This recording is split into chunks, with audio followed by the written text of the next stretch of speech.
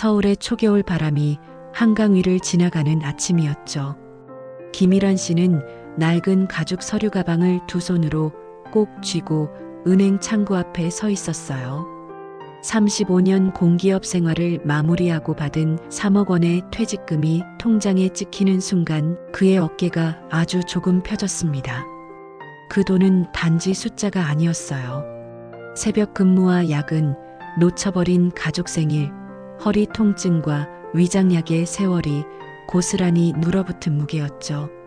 직원을 배웅하고 나오는 길, 그는 유리문에 비친 자신의 흰머리를 잠시 바라보며 숨을 고르셨습니다. 이제부터가 시작이구나. 라는 생각이 조심스레 떠올랐어요. 하지만 시작이라는 말엔 늘 보이지 않는 경사가 함께 달려있죠. 그 경사가 오르막인지 내리막인지는 아직 아무도 몰랐습니다. 집으로 돌아오는 버스 안, 그는 비어있는 좌석을 사이에 두고 가방을 끌어안았어요. 스마트폰 메신저에는 축하 메시지가 이어졌고 오래 다닌 교회 단체방에서도 격려와 축하 이모티콘이 연달아 올라왔습니다. 그 중엔 이 과장의 짧은 안부도 섞여 있었죠. 장로님, 그간 고생 많으셨습니다. 조만간 따뜻한 차 한 잔 대접하겠습니다. 그는 몇 달 전 성가대 뒤풀이에서 처음 이 과장을 알게 되었어요. 부드러운 말씨와 얌전한 안경테, 안전한 단기 상품만 합니다. 라는 습관 같은 설명이 기억에 남았죠. 이름은 과장이지만 실제 직책이 뭔지는 명확히 들은 적이 없었습니다. 다만 사람들 사이에서 저분은 투자 쪽을 잘 알아라는 말이 자주 돌았어요. 그 말은 종종 경계심을 무디게 만드는 일종의 포장지처럼 작동하죠. 어느 날 저녁 아내 정희 씨는 상을 차리며 남편의 표정을 오래 바라보셨어요. 부엌 조명 아래 그의 손등에는 푸른 혈관이 도드라졌고 젓가락을 들 때마다 아주 미세하게 떨렸습니다. 여보, 조금 쉬어가며 계획 세우면 좋겠어요. 응, 알아. 서두르지 않으려고. 대화는 짧았고 공기는 조심스러웠어요. 그는 식탁 아래에서 서류 가방을 발등으로 끌어당기며 거실 벽식의 초침 소리에 맞춰 호흡을 고르게 했습니다. 퇴직이라는 단어는 해방과 공허를 동시에 데려오죠. 그 밤 그는 가족들이 잠든 뒤에도 서랍 속 통장을 여러 번 꺼내보며 숫자를 손끝으로 더듬었습니다. 다음 날 오후 교회 앞 카페에서 이 과장이 먼저 자리에서 일어나 인사를 했어요. 장로님, 고생 많으셨습니다. 차 한 잔 하죠. 짧은 인사 뒤로 대화는 자연스럽게 흘렀습니다. 이 과장은 요즘 시중금리, 노년층에게 맞춘 자금, 보호형 구조, 계약 해지 시 페널티를 최소화하는 조건 등을 차분히 설명했어요. 일환 씨는 노트를 꺼내 핵심을 받아 적었습니다. 그는 원래 숫자를 믿는 사람이었고 모르는 건 기록해서 확인하는 습관이 있었죠. 설명은 군더더기가 없었고 여러 번 안전이라는 단어가 규칙적으로 반복되었어요. 안전이라는 말은 노년에 유난히 따뜻하게 들리죠. 그 말이 귀에 오래 머물면 의심의 문턱은 낮아집니다. 커피 잔이 절반쯤 비었을 때 이 과장은 작은 파일을 내밀었어요. 간단한 상품 개요, 예시 계산표, 예상 입금 일정이 정리된 문서였죠. 첫 달 예상 이자는 150만 원. 그는 마음속에서 빠르게 산수를 돌렸습니다.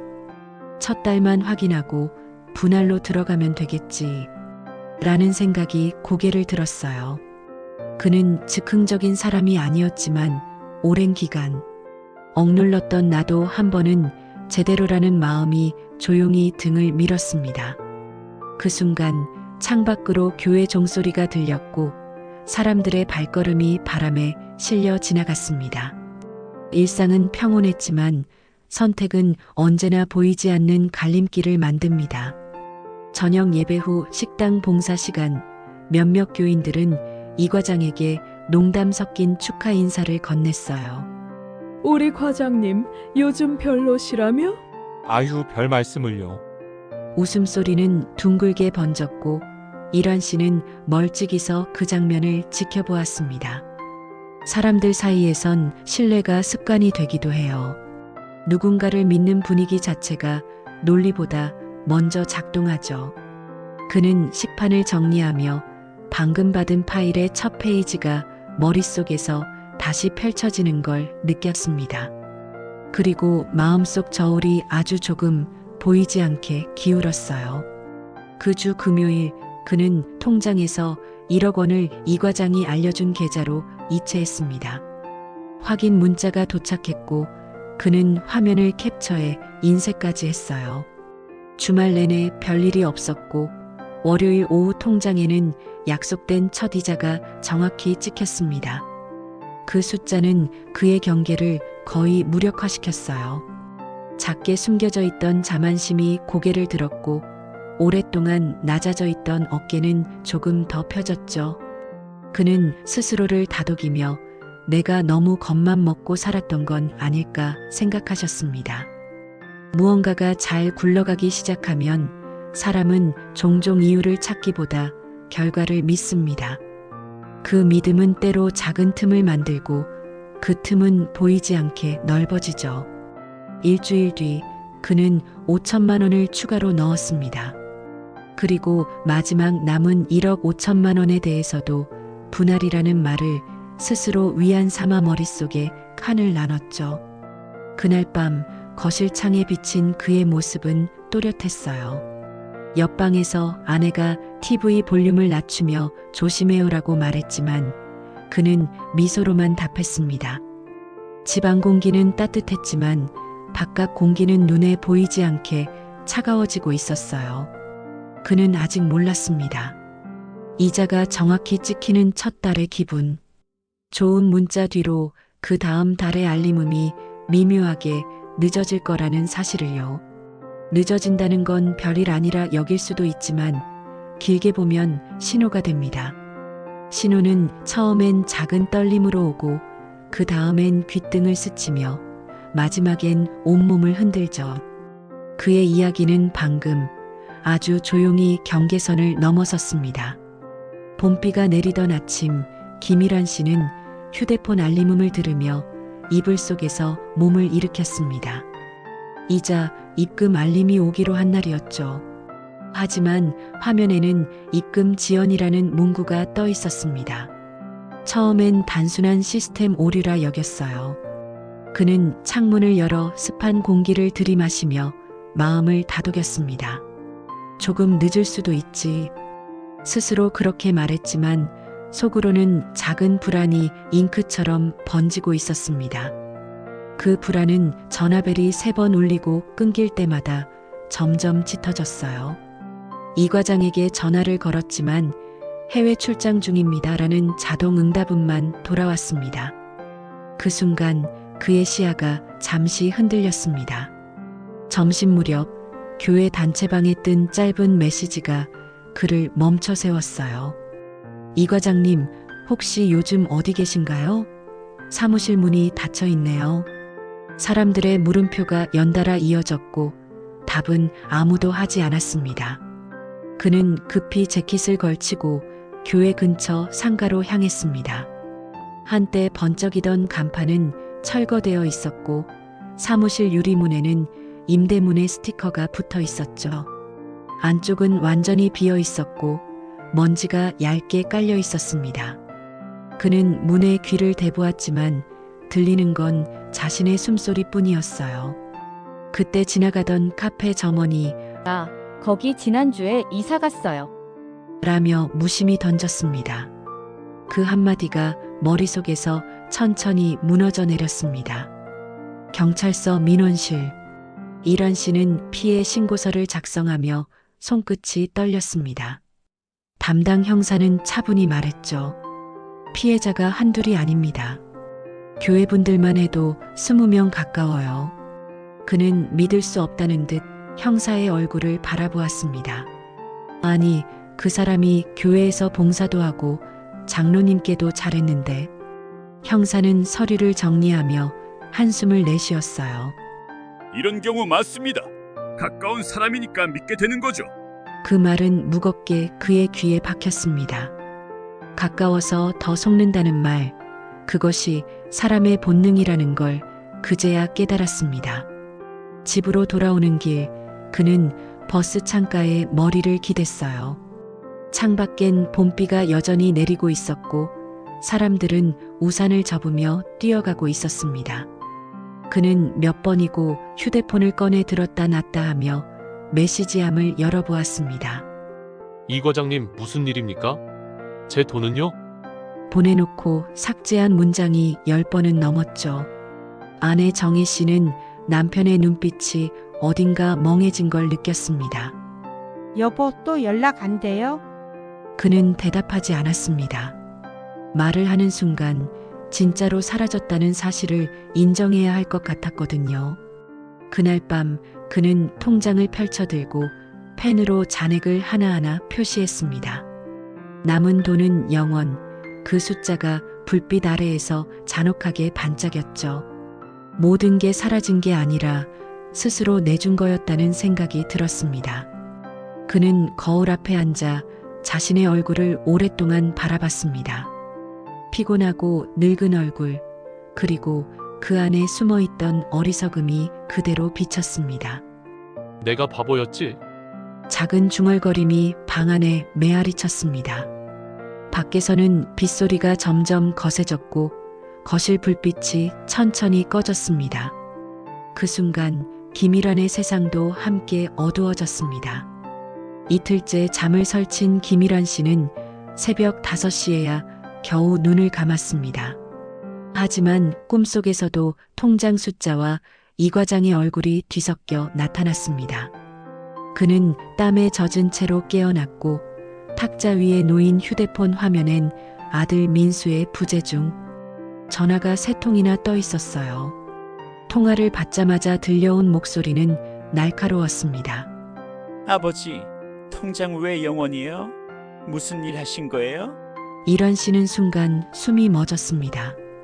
아들이 그걸 알게 될까봐 그토록 피했는데 결국 들켜버린 거였죠.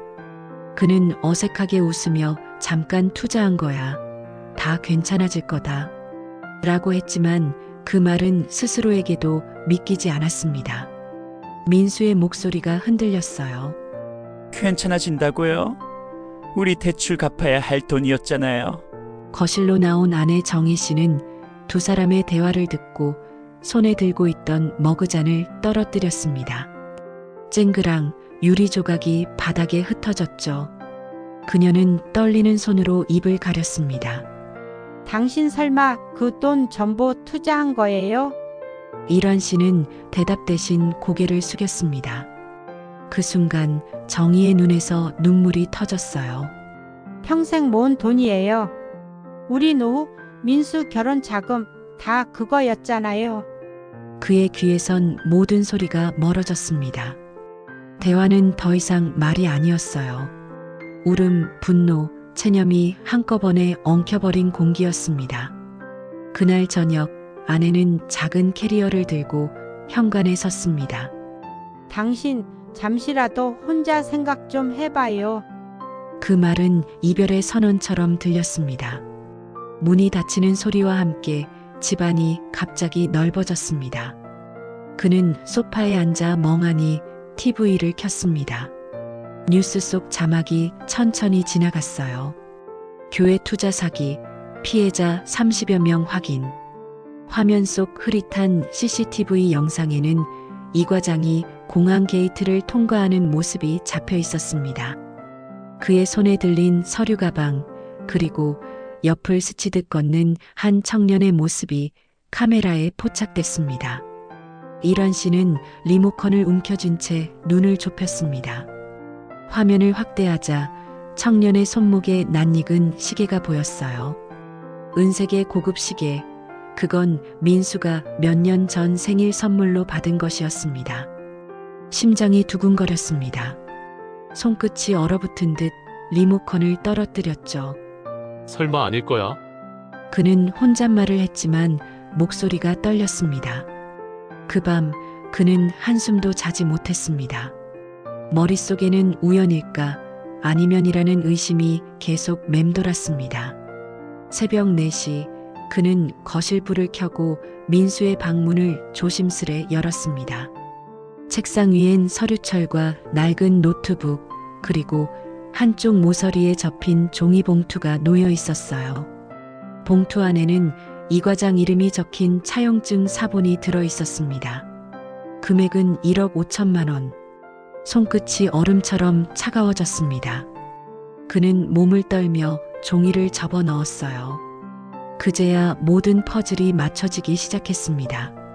이 돈, 이 사건, 그리고 아들 모든 게 얽혀 있었습니다.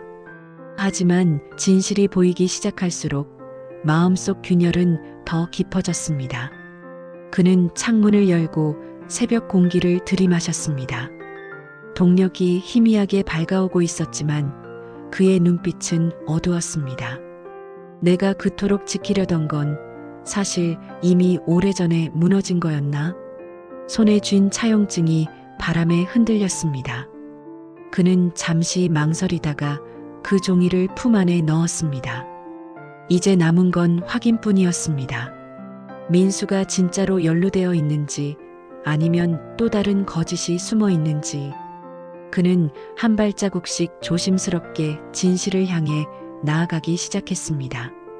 햇살이 거실 커튼 사이로 스며들었지만 김일환 씨의 방 안은 여전히 어둡고 싸늘했습니다. 밤새 한숨도 못 잔 그는 식탁 위에 펼쳐둔 차용증을 뚫어져라 바라보고 있었어요. 종이 위에 적힌 채권자이라는 이름이 눈에 박혔습니다. 민수가 직접 쓴 서명란의 필체는 급하게 눌러 쓴 흔적이 남아 있었죠. 그는 종이를 덮으며 깊은 숨을 내쉬었습니다. 왜 나 몰래 이런 일을 했을까? 왜 하필 그 사람이었을까? 머릿속이 복잡하게 뒤섞였습니다. 손끝이 떨릴 때마다 차가운 한기가 손등을 타고 올라왔습니다. 그는 무작정 밖으로 나섰습니다. 바람이 얼굴을 때렸지만 오히려 정신이 더 또렷해졌어요. 도심 외곽의 허름한 빌딩 3층, 이 과장의 사무실이 있던 자리에 그가 섰습니다. 유리문엔 여전히 임대문의 종이가 붙어 있었고 안에는 먼지가 소복이 쌓여 있었습니다. 그는 잠시 안을 들여다보다가 계단 아래 편의점에서 커피를 사 마셨죠. 그때 점원이 조심스레 말을 건넸습니다. 혹시 그 회사 직원분이세요? 얼마 전에 구급차가 왔었어요. 그 말에 그는 눈을 크게 떴습니다. 구급차요? 언제요? 한 보름 전쯤요. 그분이 쓰러지셨다고 하더라고요. 점원의 대답은 마치 오래된 돌문이 열리는 듯한 소리로 들렸습니다. 그는 곧장 휴대폰을 꺼내 병원 이름을 받아 적었죠. 병원으로 향하는 택시 안 창밖의 풍경은 멍하게 흘러갔습니다. 도로 위엔 봄비가 희미하게 내렸고 와이퍼가 일정한 리듬으로 창을 쓸어냈습니다. 그의 머릿속엔 민수의 얼굴과 이 과장의 목소리가 교차했습니다. 아버지 몰래 빚을 냈다는 말과 그 사람이 날 협박했어라는 민수의 외침이 뒤섞였죠. 그는 속으로 계속 중얼거렸습니다. 협박이라니 무슨 소리야? 둘 사이에 무슨 일이 있었던 거지? 심장이 서서히 조여왔습니다. 택시가 병원 입구에 멈추자 그는 문이 완전히 열리기도 전에 내렸습니다. 빗방울이 어깨를 적셨지만 그는 그대로 달렸어요. 중환자실 앞 차가운 공기 속에서 간호사가 그를 막아섰습니다. 보호자분이세요? 아닙니다. 오래된 지인입니다. 이 과장님 상태가 어떤가요? 간호사는 잠시 망설이다가 말했습니다. 머리 외상으로 의식이 없습니다. 신원 확인 후 가족 연락도 안 돼서요. 그는 충격에 말을 잃었습니다. 창문 너머 병실안 산소호흡기에 연결된 이 과장의 얼굴은 창백하고 낯설었습니다. 하지만 그 얼굴엔 죄책감과 피로가 섞인 인간의 흔적이 남아 있었죠. 그는 천천히 병실 문 앞으로 다가갔습니다. 침대 옆 탁자에는 김일환님께라고 적힌 봉투 하나가 놓여 있었습니다. 손끝이 미세하게 떨렸습니다. 그는 봉투를 열어 조심스레 안에 메모를 꺼냈습니다. 짧은 글씨가 흐릿하게 적혀 있었죠. 당신 돈 중 일부는 이미 아드님에게 갔습니다. 미안합니다. 그 사람을 탓하지 마세요. 그는 그대로 멈춰섰습니다. 호흡이 막히고 눈앞이 하얗게 변했습니다. 이미 아드님에게 갔다는 말이 머릿속을 맴돌았어요. 무슨 뜻일까? 이건 또 어떤 함정일까? 그러나 메모의 필체는 확실히 이 과장의 것이었죠. 그의 세계는 다시 한번 뒤집혔습니다. 그는 의자에 털썩 주저앉았습니다. 메모를 손에 쥔 채 멍하니 심장 박동 모니터의 소리를 들었습니다. 삐삐삐삐. 규칙적인 소리가 그의 마음속 불안을 더 선명하게 만들었습니다. 이 과장이 사기꾼이 아니라 누군가를 대신하려 한 사람이라면 그가 도망친 게 아니라 무언가를 감추려던 건 아닐까? 그는 복도 끝 창가에 서서 빗방울이 떨어지는 모습을 바라보았습니다.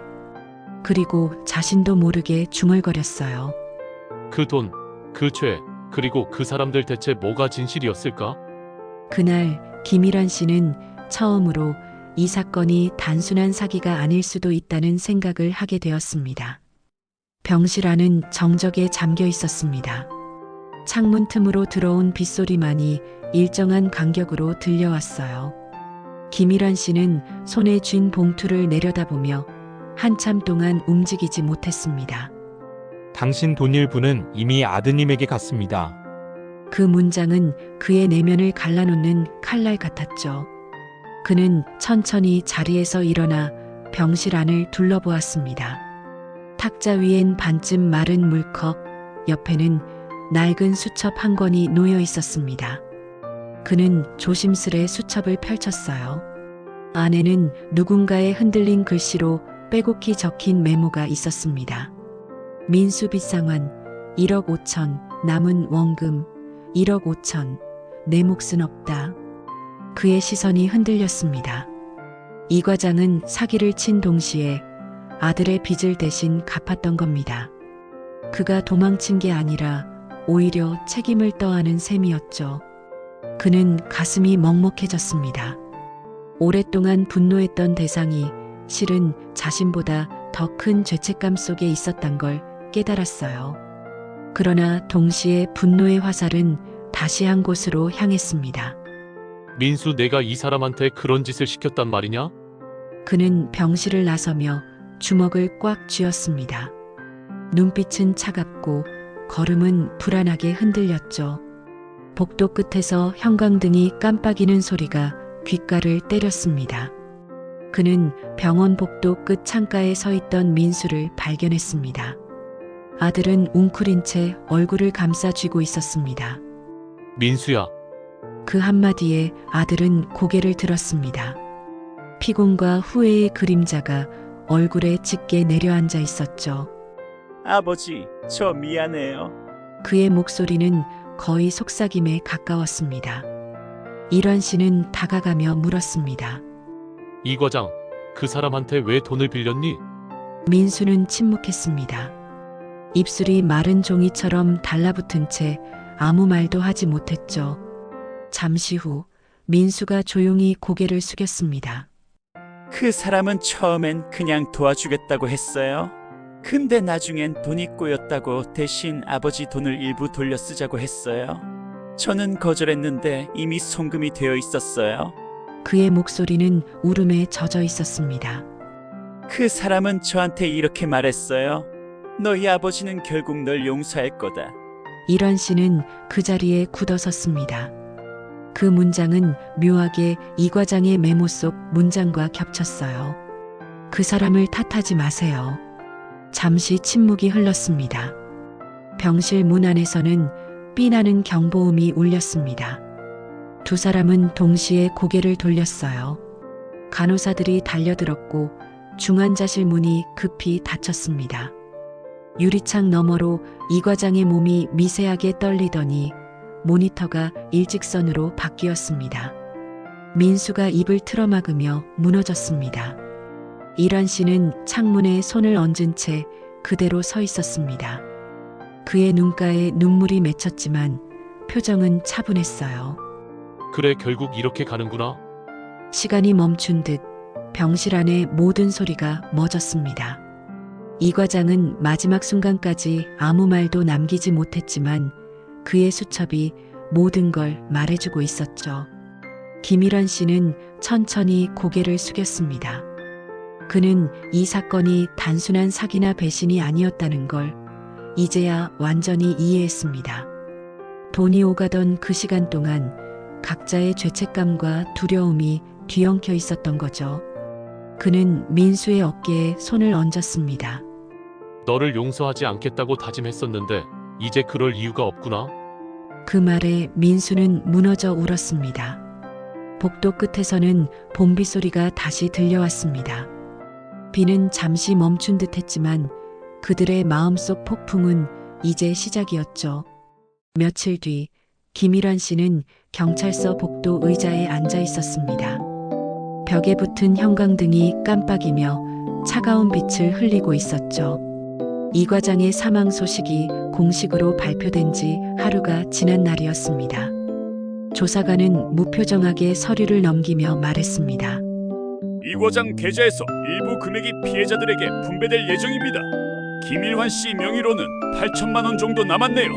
그는 고개를 끄덕였지만 마음은 전혀 움직이지 않았습니다. 돈이라는 단어가 더 이상 자신에게 의미를 갖지 못했어요. 그 사람 마지막까지 피해자 돈을 돌려주려 했답니다. 조사관의 목소리가 멀게 들렸습니다. 밖으로 나서자 오후 햇살이 눈부시게 퍼졌습니다. 그는 한동안 눈을 감고 서 있었습니다. 햇빛조차 따갑게 느껴졌어요. 민수가 뒤따라 나오며 조심스레 물었습니다. 아버지 이젠 어떻게 하실 거예요? 그는 천천히 고개를 들었죠. 모르겠다. 이제 뭘 믿어야 할지도 모르겠어. 짧은 대답이었지만 그 안에는 무력함이 녹아 있었습니다. 민수는 아무 말 없이 고개를 숙였어요. 부자의 그림자가 인도 위에 길게 겹쳐졌습니다. 며칠 후 김일환 씨는 다시 교회를 찾았습니다. 그곳은 한때 신뢰의 상징이었지만 이제는 다른 의미로 다가왔어요. 성가대석엔 낯익은 얼굴들이 여전히 찬송을 부르고 있었죠. 하지만 그들의 시선은 그를 향해 잠시 머물다 피했습니다. 누군가는 속삭였습니다. 저분도 공범 아니래요? 몰라요. 이 과장이랑 가깝다더만. 그 말들이 공기중을 부유하며 가슴을 찔렀습니다. 그는 끝자리 의자에 조용히 앉아 눈을 감았습니다. 기도가 아닌 반성에 가까운 침묵이었어요. 예배가 끝난 뒤 그는 조심스레 밖으로 나왔습니다. 그때 경찰서에서 봤던 젊은 피해자 한 명이 다가왔습니다. 눈에 띄게 초췌한 얼굴이었죠. 당신 김일환 씨 맞죠? 우리 돈 대신 투자 모임 홍보한 사람. 그의 목소리는 거칠고 분노에 차 있었습니다. 당신도 알았잖아요. 위험하단 거. 근데 왜 사람들 모으게 했어요? 이란 씨는 아무 말도 하지 않았습니다. 그의 입술이 미세하게 떨렸고 손가락이 주먹으로 말려 들어갔어요. 난 그냥 믿었을 뿐이었어요. 그는 그 말을 남기고 천천히 돌아섰습니다. 그러나 청년의 시선은 칼날처럼 그의 등을 쫓았습니다.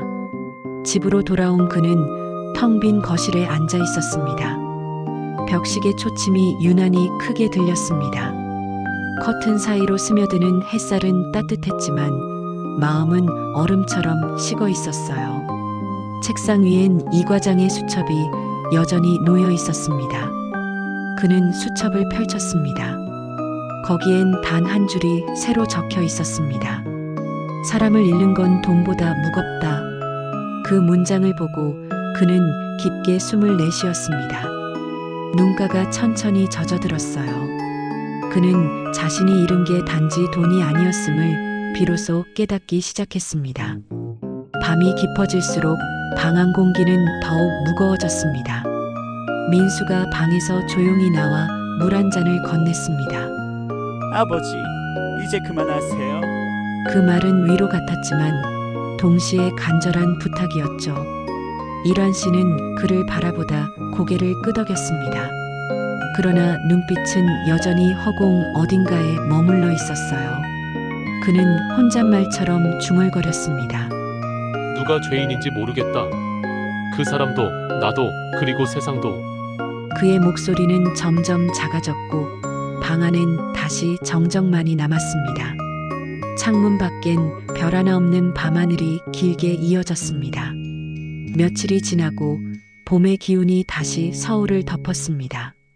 하지만 김일환 씨의 마음속에는 여전히 겨울이 남아 있었어요. 그는 며칠 동안 말을 거의 하지 않았고 식사도 제대로 하지 않았습니다. 그의 눈은 텅 비어 있었고 표정은 마치 세상과의 연결이 끊어진 사람 같았죠. 그러던 어느 날 그는 거실 한가운데 앉아 흰 종이 한 장을 꺼냈습니다. 조용히 펜을 들어 무언가를 쓰기 시작했습니다. 정희에게 그리고 민수에게. 글씨는 흔들렸지만 단단했습니다. 이제는 돈이 아니라 사람을 믿으려 합니다. 내가 잃은 것은 돈이 아니라 마음이었습니다. 그는 편지를 서랍 위에 올려두고 낡은 재킷을 걸쳤습니다. 그리고 다시 교회로 향했습니다. 이번엔 신도석 뒤편에 앉지 않았어요. 그는 자원봉사자 명단 앞에 이름을 적었습니다. 김일환 피해자 자원봉사. 손끝이 미세하게 떨렸지만 마음 한구석에서 오랜만에 따뜻한 온기가 일었어요. 그는 사람들 앞에 나서서 피해자들을 위한 안내 전단을 나누기 시작했습니다. 처음엔 눈을 마주치기조차 힘들었지만 누군가 감사합니다라고 인사하자 그의 입꼬리가 아주 천천히 올라갔습니다. 며칠 후 한 여성이 그에게 다가왔습니다. 눈가가 붉은 이 과장의 아내였습니다. 그녀는 작은 봉투를 꺼내며 조용히 말했죠. 남편이 생전에 남긴 걸 정리하다가 이걸 발견했어요. 당신 이름이 적혀 있어서 가져왔습니다. 봉투 안에는 낡은 통장 사본 한 장이 들어 있었습니다. 마지막 거래 내역엔 이렇게 적혀 있었죠. 송금자 이다로, 수취인 김일환, 금액 10만 원. 잔액은 단 10만 원. 그는 통장을 한참 바라보다 눈을 감았습니다. 그 사람도 결국 나와 같은 인간이었구나. 그는 교회 벤치에 앉아 하늘을 올려다보았습니다. 봄바람이 불어와 나뭇잎 사이를 스쳤고 종소리가 멀리서 울려 퍼졌습니다. 그는 가만히 손을 모으며 중얼거렸습니다. 하나님, 저는 너무 늦게 배웠습니다. 돈은 사람을 살릴 수도 있지만 잃게도 하는군요. 그의 눈가에 눈물이 고였지만 이번엔 슬픔이 아니었습니다. 그건 후회와 감사 그리고 용서가 뒤섞인 눈물이었죠. 그는 천천히 자리에서 일어나 문 앞에 놓인 안내문을 바라봤습니다. 피해자를 위한 상담의 날 함께 이겨냅시다. 그 문구가 유난히 따뜻하게 느껴졌습니다. 집으로 돌아온 그는 편지를 정희에게 건넸습니다. 그녀는 말없이 편지를 읽었고 이내 그의 손을 꼭 잡았습니다. 이제야 당신이 돌아왔네요. 그 말에 일환 씨는 미소를 지었습니다. 민수도 옆에서 고개를 숙였습니다. 아버지, 저도 다시 시작하고 싶어요. 그는 아들의 어깨를 토닥이며 말했습니다. 그래, 우리 다시 해보자. 돈 말고 사람으로. 창밖에는 봄비가 다시 내리고 있었지만 이번엔 따뜻했습니다. 그 비는 어제와 다른 의미로 새 출발을 축복하는 듯 했어요. 그는 조용히 창문을 열고 빗방울이 손끝에 닿는 걸 느꼈습니다. 그리고 아주 작은 미소로 속삭였습니다. 이제야 진짜 살아있구나. 1년이 흘렀습니다. 김일환 씨의 일상은 이제 조용하지만 단단했습니다. 그가 살고 있는 작은 골목 끝엔 다시 시작센터라는 간판이 새로 걸려 있었어요. 그곳은 노년층을 위한 금융피해 상담소였습니다. 간판 밑에는 작은 글씨로 이렇게 적혀 있었죠. 잃은 돈보다 다시 얻을 마음을 도와드립니다. 문 안으로 들어서면 따뜻한 차 향이 퍼졌고 창가에는 햇살이 부드럽게 깔려 있었습니다. 김일환 씨는 늘 그래왔듯 출근하듯 이곳으로 걸어왔어요. 그의 걸음은 느리지만 확신이 있었습니다. 오늘도 누군가의 상처를 들어주기 위해서였죠. 그의 옆자리엔 민수가 앉아 있었습니다. 민수는 이제 이곳에서 봉사 겸 행정일을 돕고 있었어요. 예전의 불안한 눈빛 대신 책임감이 묻은 얼굴이었죠. 아침마다 그는 아버지에게 따뜻한 차를 내밀며 말했습니다. 오늘은 상담 예약이 3건이에요. 그 말에 일환 씨는 고개를 끄덕이며 미소를 지었습니다. 그래, 오늘도 잘 들어드리자. 둘은 조용히 눈을 맞추고 웃었어요. 그 웃음엔 지난 상처와 후회의 흔적이 고요히 녹아 있었습니다. 그때 문이 열리고 낯선 노인이 들어왔습니다. 깊게 패인 주름과 떨리는 손끝이 그의 지난 시간을 말해주고 있었어요. 저 3억을 잃었습니다. 노인의 목소리는 낮았지만 절박했습니다. 일환 씨는 조용히 자리에서 일어나 그에게 다가갔습니다. 괜찮습니다. 저도 그랬습니다. 그의 말투는 나직하고 단단했죠. 우리는 다시 시작할 수 있습니다. 돈보다 중요한 건 마음이니까요. 노인은 그 말을 듣고 천천히 고개를 끄덕였습니다. 그 손을 잡는 순간 일환 씨는 과거의 자신을 마주한 듯 했습니다. 그날 오후 상담소 창문 너머로 햇살이 길게 기울었습니다. 김일환 씨는 잠시 창밖을 바라보았어요. 거리에는 봄꽃이 피어 있었고 노을빛이 건물 벽에 부드럽게 번졌습니다. 그의 눈엔 어느새 이 과장의 얼굴이 스쳤습니다. 웃음 짓던 모습, 손에 들린 서류 가방, 그리고 마지막 메모. 그 사람을 탓하지 마세요. 그 문장은 이제 원망이 아닌 삶의 교훈이 되어 있었습니다. 그는 조용히 속삭였어요. 고맙습니다. 당신 덕분에 이제 사람을 믿을 수 있게 됐습니다. 저녁이 되자 민수가 커튼을 걷으며 말했습니다. 아버지, 오늘도 수고하셨어요. 그의 아내 정희가 문가에 서서 따뜻한 미소를 지었습니다. 집에 가요. 저녁 준비했어요. 일환 씨는 서류를 정리하고 불을 끄며 대답했습니다. 그래, 오늘은 마음이 참 고요하네. 세 사람은 나란히 문을 나섰습니다. 창가엔 다시 시작 센터의 불빛이 은은히 번졌습니다. 길 건너 교회 종소리가 저녁 하늘을 가르며 울려 퍼졌죠. 그의 걸음이 천천히 멈추자 진짜 잃은 건 돈이 아니었습니다. 사람의 마음이었죠. 그리고 김일환 씨는 그 마음을 끝내 되찾았습니다. 어둠 속에서도 간판 불빛이 작게 빛납니다. 다시 시작 센터, 돈보다 마음이 먼저입니다. 이 이야기는 우리 모두의 이야기입니다. 우리가 진짜 잃어버린 건 돈이 아니라 사람의 마음이었습니다. 그리고 그 마음은 다시 믿을 때 비로소 되돌아옵니다. 김일환 씨의 이야기는 남의 이야기가 아닙니다. 누군가의 부모님, 누군가의 친구, 그리고 어쩌면 지금 영상을 보고 있는 당신의 이야기일지도 모릅니다. 만약 이 영상이 당신의 마음을 단 한 번이라도 울렸다면 그 울림을 다른 사람에게 전해주세요. 댓글로 당신의 이야기, 당신의 감사, 그리고 당신의 용서를 남겨주세요. 그 한 줄의 말이 누군가의 인생을 바꿀 수도 있습니다. 좋아요는 김일환 씨의 두 번째 인생에 박수를 보내는 일입니다. 구독은 또 다른 인생 이야기를 함께 써내려가는 약속입니다. 알림 설정은 당신과 우리가 이어지는 새로운 시작입니다.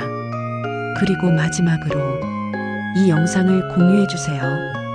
당신이 누군가에게 건네는 단 한 번의 공유가 어쩌면 한 사람의 인생을 다시 일으켜 세울지 모릅니다.